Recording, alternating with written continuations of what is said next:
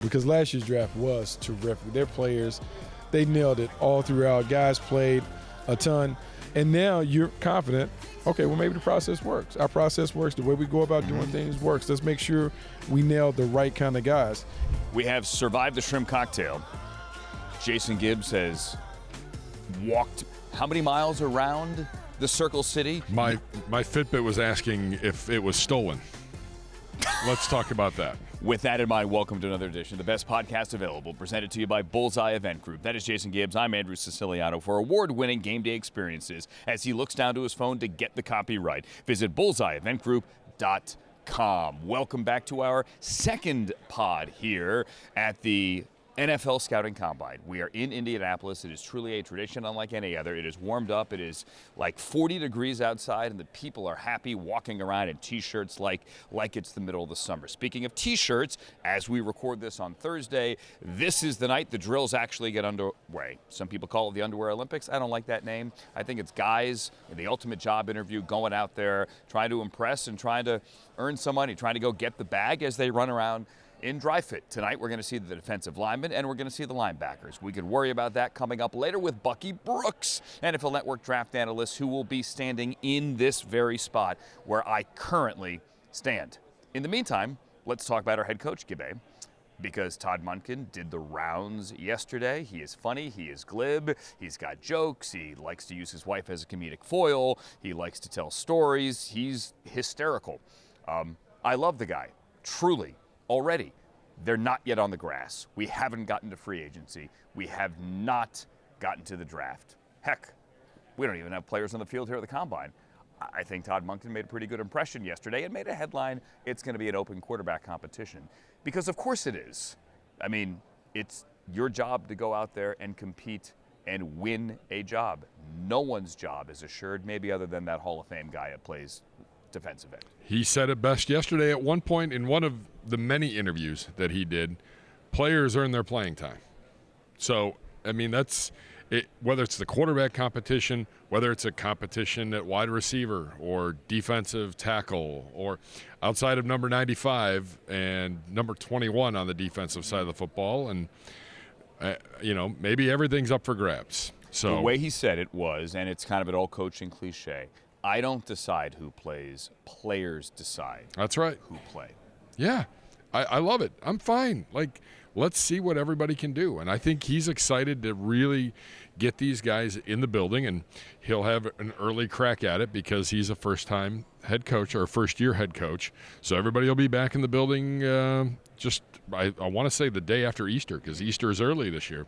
On that Monday, players will be back. So I think he can't wait to get his hands on him. You said it. There's a lot to happen here.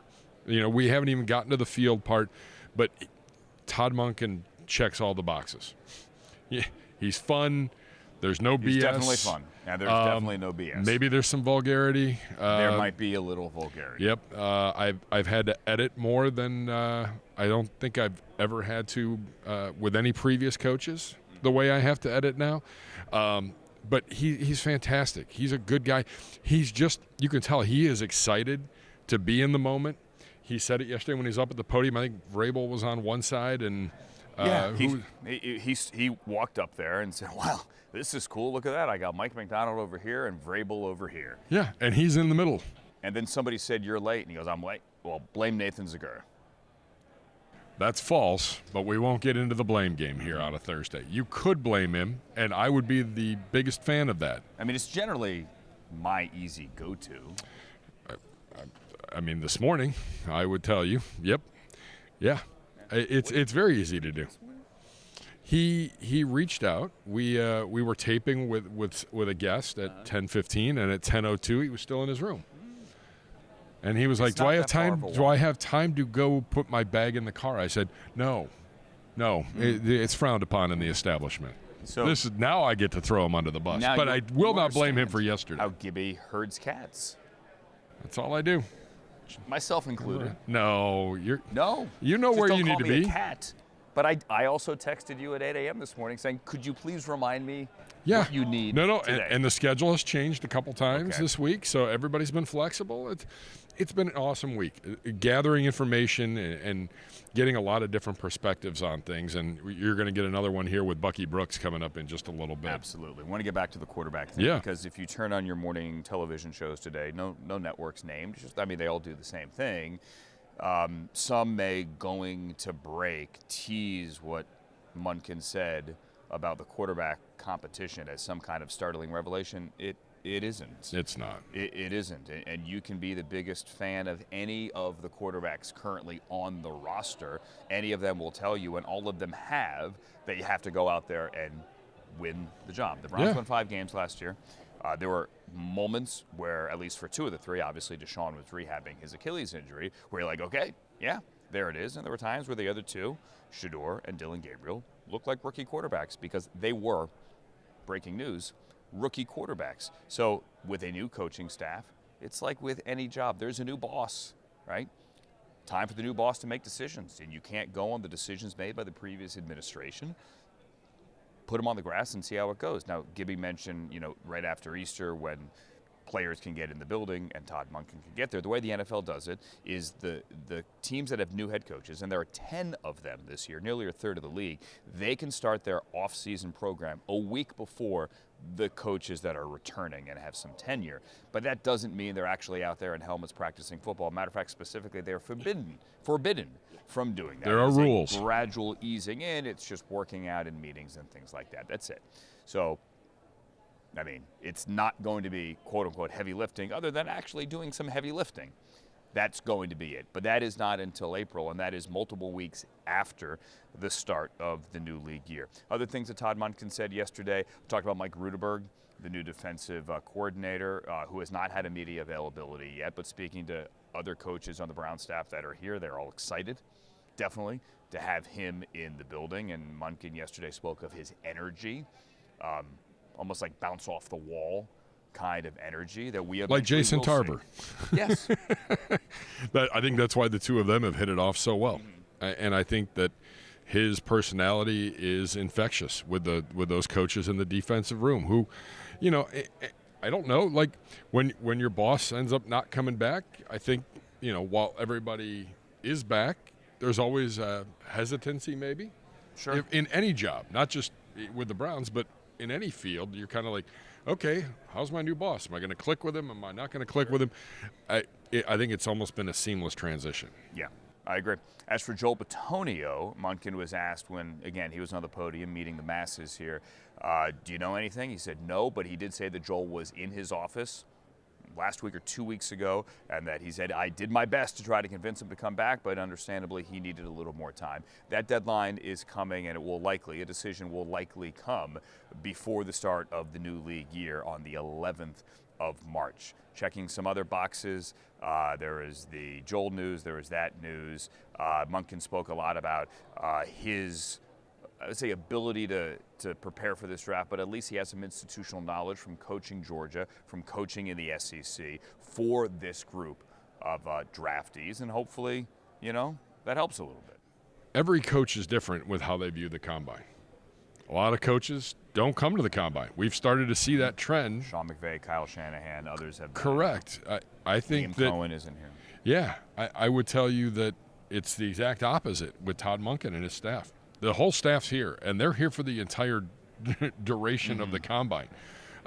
Whether that's a little team building and team bonding as well. Positive, yeah. But I think it's also like this coaching staff is as invested in watching these players and getting an idea of them as the front office is.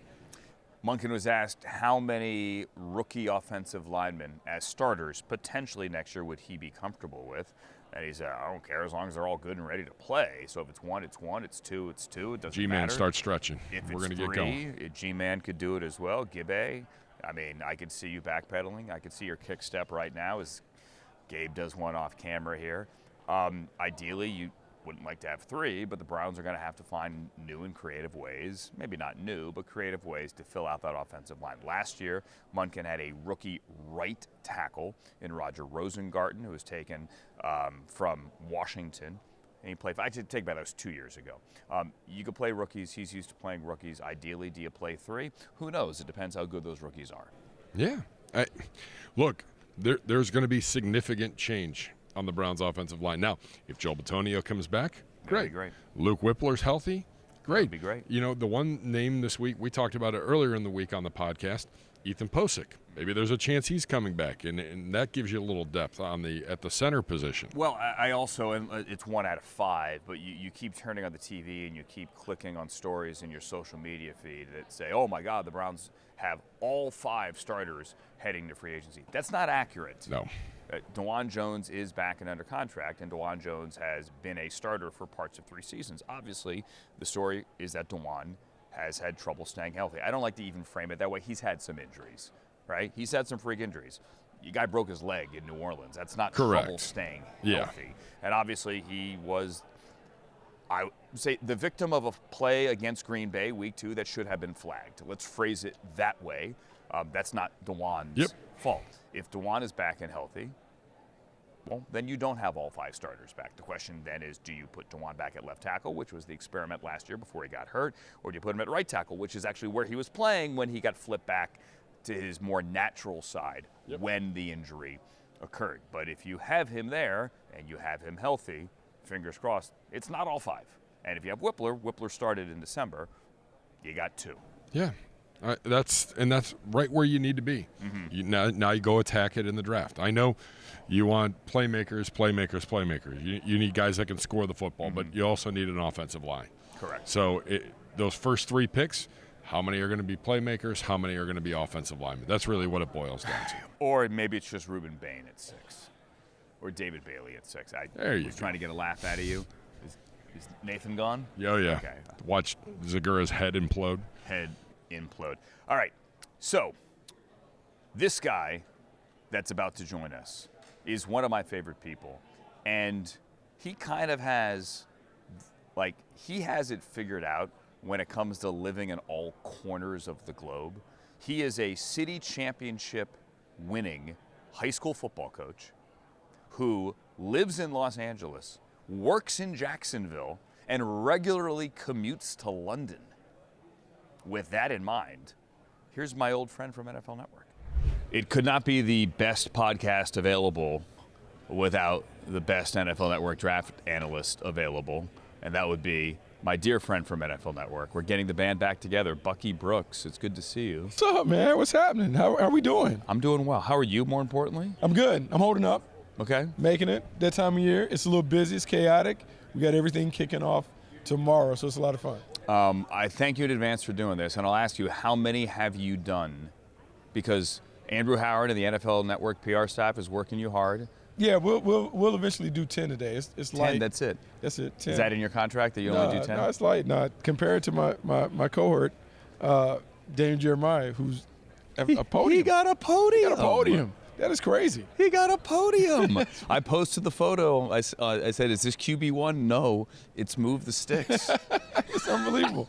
No, it's great, man. This time of year is great. There's such an appreciation for all the work that scouts do, whether it's for a team, TV land. It's kind of great to have some of those opinions out there. All right, let's get some opinions then. You're holding the Browns microphone. Browns are picking at 6. Ooh. The conventional wisdom is O-line or wide receiver. We don't know how the board's going to fall there. No, we don't know how the board's going to fall. We don't know how free agency will fall. But conventional wisdom would tell you that the offensive tackle class naturally fits what the Browns' biggest needs are. So you have 2 right tackles that could be there. Mabigoa from Miami. You think about Spencer Fano from Utah being right there. Like, those guys can come, plug and play. They can give you exactly what you want on the right side. At wide receiver, talk about Carnell Tate, Ohio State's own. OHIO being right there to make plays, understands the environment, understands the expectation, Big Ten guy, so he knows the lay of the land in terms of playing in inclement conditions. He's there. So, I think this class, offensive tackle, wide receiver class, the Cleveland Browns can find someone that can come in and make an immediate impact. There used to be this idea in the NFL that, hey, you don't want to take a right tackle in the top 10. Like, that's a left tackle position. The premium guys, not to say there aren't left tackles here, obviously. Yeah. Lomo, the other tackle at Utah. Yeah. Miller, who's a Cleveland kid, a Strongsville, Ohio kid. At Oh, Clemson. Blake Miller, good player. So there are left tackles, but the names in this draft at the top that you project potentially at 6 are right tackles. Yeah, but the game has changed. And when you even think about like Myles Garrett being able to play right defensive end and left defensive end. He played the mic a little bit this year, too. I mean, Allen Iverson crossover, everything. Well, Teeple got wise to the fact that everyone was putting their best offensive tackle on the left side. And so then you start, I call it the Michael Strahan effect. John Fox put Michael Strahan at left defensive end to go against the right tackle because the right tackle used to be a mauler brawler, heavy-footed player, so you could take advantage of him. Well, now you basically have to have two guys that are capable protectors on the edges. The right tackle has become more of a premier position because guys are putting those big-time pass rushers on the other side. How difficult is, because Joe Thomas, friend of the program, has often said, and I think he's talked about it, like you're writing with your other hand, or you're using toilet paper with a different hand. Yes, I've heard of references to that. You know that one as well. Yeah. As a scout, as a GM, and for those who don't know, Bucky used to be in the scouting world as well, was an NFL scout after being an NFL player, was a second-round draft pick, played both sides of the ball. He was Travis Hunter before Travis Hunter. He played wide receiver, and he played defensive back, and he returned kicks, but that's another story. So you've been in this world, obviously. How difficult is it to project this guy can play the other side? Well, hopefully what you do your due diligence. You look in the bio, you look and see if you have tape of him playing on both sides. Because if not, you're speculating, you're guessing. You can do some things and workouts to see, hey, maybe he can go from this right tackle stance to a left tackle stance, but you want to see it on tape. And most of the guys, if they were guys, they've started on the left side and eventually they kicked them to the right side because they couldn't get it done or it didn't work for them. But ideally, you want to see on tape that they've been able to play on either side. So there's always been this thing as well, switching to quarterbacks, that, well, there aren't a lot of second-round quarterbacks because if he's a second-round quarterback, someone's going to take him in the first round, right? That's generally how it works. Now, that's not always the case, but it's how it works most of the time. Is there a taking Mendoza out of the equation? Is there even a quarterback in this draft where you go, I think this guy projects as a long-term starter? Man, that's such a tough one, right? Because the next name that everyone's going to talk about is Ty Simpson. But what do you value a guy that has only had 15 starts, and you look at the last 4 or 5 games, he fell off the cliff. Last 5 games, he completed less than 60% of his passes. Was it injuries? Well, people can talk Obviously about that, but yeah, he got injured in the playoff game. But if that's a part of it, then you really have even more questions about someone who is going to come in maybe at a shade under 6'2", a slender frame. What is he going to look like? How is he going to hold up? And history has told us quarterbacks with limited experience struggle in this league. So you have him. You have Carson Beck. You have Garrett Nussmeier. You have Drew Aller, who can be in the conversation. But all those guys have flaws in their game that make you pause a little bit when you think about them being long-term options. Second round, third round, what are the odds of them emerging as a long-term solution? It's hard in this league to not be a first-round pick and to be someone who's a viable option for a long term. And like I was having a conversation with someone earlier today specifically about Simpson, because some people, our friend Daniel Jeremiah has said, well, he must have had some assurances coming out, because why would you turn down a 5-6-figure NIL deal? Million NIL deal to come back and play in the SEC. Like, if you're going to throw your hat in the ring, you must know something. Like, you think you're going to the first round. I had someone push back today, or he's looked ahead to 27's quarterback class and going, I don't want to swim in those waters. Not that I'm not a confident player, but all those blue chippers there. Yeah, those waters. And even though we tend to do this a lot, but those waters, Arch Manning being the headliner, Dante Moore, Lenore Sellers, you have Sang from Ohio State. Like, there are a lot of guys that right now from afar appear to be dudes. Yeah, if you're Ty Simpson, you're looking at this class, and you're like, okay, well, Mendoza may go ahead of me, but who else? Well, I'll throw my hat in the ring with Carson Beck and all those other guys. And so that's why he may have thought it was a better option. And because so many quarterbacks have been pushed up or elevated or gone in the first round when the consensus at this time of year was they're not first rounders, maybe you just kind of roll the dice and think that you can get in. So this is not me calling the whole draft industry out, but a year ago we were sitting there going, man, all right, this is a Cam Ward-Shedeur draft, maybe Jackson Dart, but next year, yeah, same in thing. 26, man, Yeah. it's going to be Sellers, it's going to be Same thing. Aller. Yeah. I mean, Drew almost came out last year. Like maybe one playoff game goes the other way and he does come out, right? Yeah. So 26, man, that's when you want your draft picks. Browns get 2, Rams get 2, everyone's loading up. So I'm not calling baloney. It's the same thing. Why should we believe that next year is going to be that good? We shouldn't. You don't. It sounds good. You don't know. You don't. So that's why you got to deal with what's right in front of you. Now, most evaluators will always look 1 year ahead when it comes to the quarterback. That's just your to kind of have a general idea of what's coming. But you're right. You don't know if those guys are going to have good years because this time last year, we talked about all those guys. We talked about Nussmeier being a top 10. We talked about, Cade Klubnik being a guy that would play. You have to be heard from again. So we just don't know. And so you have to deal with what you have now. You have to compare what is out there versus what is already on your roster. And that's not only in the draft, but free agency, because people are talking about Malik Willis being a guy, and he's played 6 games. Take Kenyon Sadiq out of it. Woo.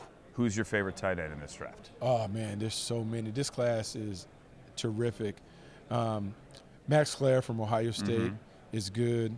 Joey Royster with a Cincinnati kid. He's really good. You have Dylan Ballin from Utah is good. I mean, there are tight ends abound. There are some players in this draft that can come in and make an immediate impact. You guys already saw what Harold Fannin Jr. was able to do right away. There's some guys that can make an impact like that. So that's why if you're a team in need of a tight end, you definitely can find one. So I've asked a couple of people this, and it's been kind of a topic here around Cleveland, like, hey, what can you take from last year's class? And last year's class was a grand slam. And say, and like, what do we learn about our process? What did we learn about our decision-making, our scouting, all of that? There's pressure in everyone in this business. Every single person that's working in the NFL and getting an NFL paycheck has pressure. But as a scouting department, as a front office, after having such a great draft, what's it like to come back and then try to do that again? Yeah, I mean, that's the expectation. And it's hard because last year's draft was terrific. Their players, they nailed it all throughout. Guys played a ton. And now you're confident, okay, well, maybe the process works. Our process works. The way we go about doing things works. Let's make sure we nail the right kind of guys. And then you're having to do it with the coaching change. So you got to get on the same page with Monken and his staff to make sure that we are seeing it the right way. But you certainly feel confident that you have a process that works and that we want to build upon what we saw in 2025. Last thing, how many legit first-round blue-chip grades do you have in this draft? Because the consensus is this is not the deepest draft. No, it's not the deepest draft, but I'll say this. People talk about that all the time. The great Ron Wolf always talked about, in every draft class, you talk about 18 to 22 real blue-chip Are there players. 18 to 22 this year? I would say probably like 16 or so blue Okay. chippers, and they're enough that depending on fit and scheme, guys can play at that level. So it's not like, I would say, the headliner draft, the blockbuster draft that everyone celebrates, because we don't have those guys at the marquee positions, but they're good players. And when we look back at this draft, we'll say, oh, man, there were some really good players in this draft. Yeah, I mean, you got picks. You got to turn them into players. So go find figure it whoever they out. are. Go find the best players. But I also think that with everything we just talked about 27, when people say, well, maybe the back half of the first rounders in there will trade out. Well, someone's going to have to want to trade up, and no one's going to give up next year's assets. No, if the class is, as we've talked about it being, with receiver from Ohio State and some of the other guys, it's going to be one where, you want to get in that mix, but you got to draft who's in this class, and so you better focus on the players that are in this class that can help you right away. Okay,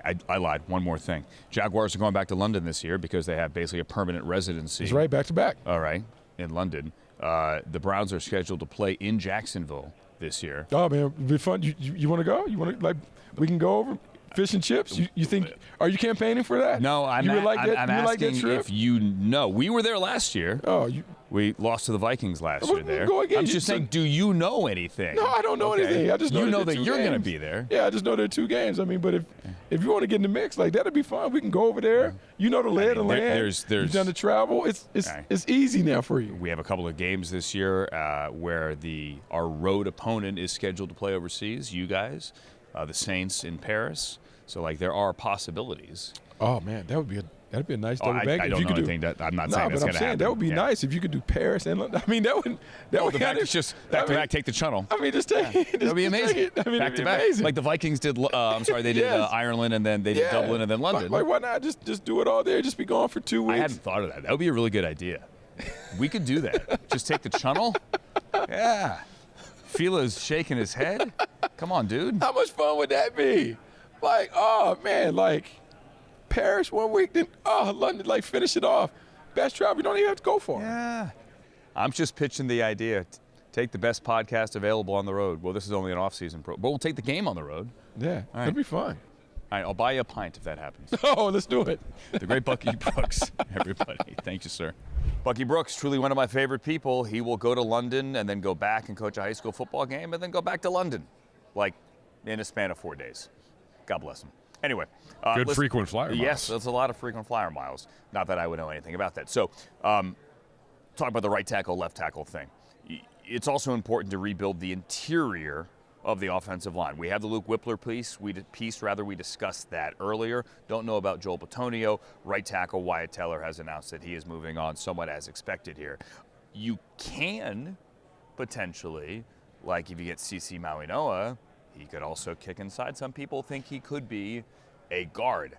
I don't care where you start, but you can't forget about the interior. You just need reliable bodies. Yeah, we had Emery Hunt on Cleveland Browns Daily, and the draft analyst for CBS Sports, and he's on the Ross Tucker podcast, and he's got his own publication that he puts out, and he said it. He goes, everybody makes a big deal about the tackles, but he's like, it starts inside. It guard, center guard. That's where it really starts. You know, so much is made of the tackle position, and he's like, if a tackle's not there that you're 100% in on, then maybe that guard is there at 39 or at 24. And it's not a sexy pick, but it's someone that you're going to need here going forward. Alex Mack wasn't a sexy pick either. Boy, right? That paid off really Joel well. Bitonio. Yeah. That in the second round. Exactly. Yeah. So you just need good offensive linemen. And look, there is, I don't know this for certain, but obviously there is still free agency and the new league year, and you're going to dip your toes in that water as well. Go back to 2000, and Brian Baldinger, speaking of NFL Network, my friend, you always watch Baldy's breakdowns. We haven't seen, he might be the only person I haven't seen. He was in this week. Turkey last week. Oh. I don't know if he decided. Okay. I'm sure he'll be back by the time the O-linemen are on the field in a couple of days. Gotcha. Because that is... Okay. Brian Baldinger is the world's most interesting human being, and there isn't a place in the universe he hasn't been to.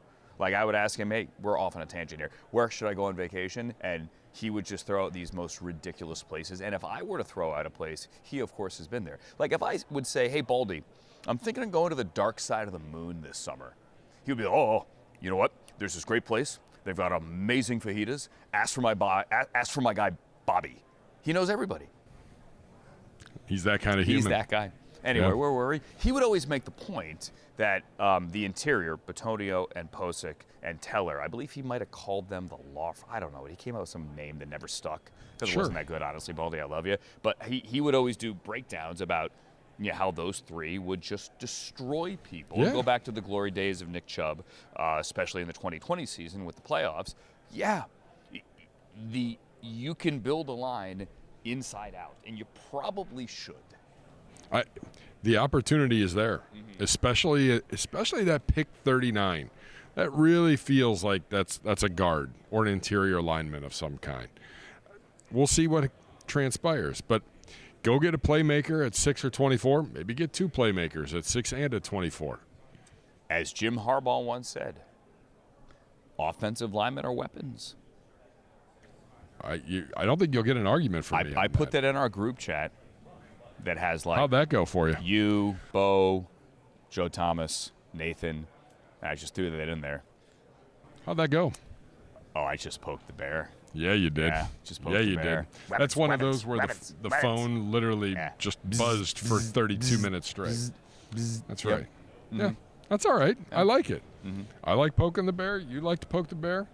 We work Zagura into a shoot, and everything's great. Weapons. On that note, we thank you for listening to and watching the best podcast available. This is our second edition here at the Combine. our coverage continues from Indianapolis, where Gibby stole someone's Fitbit.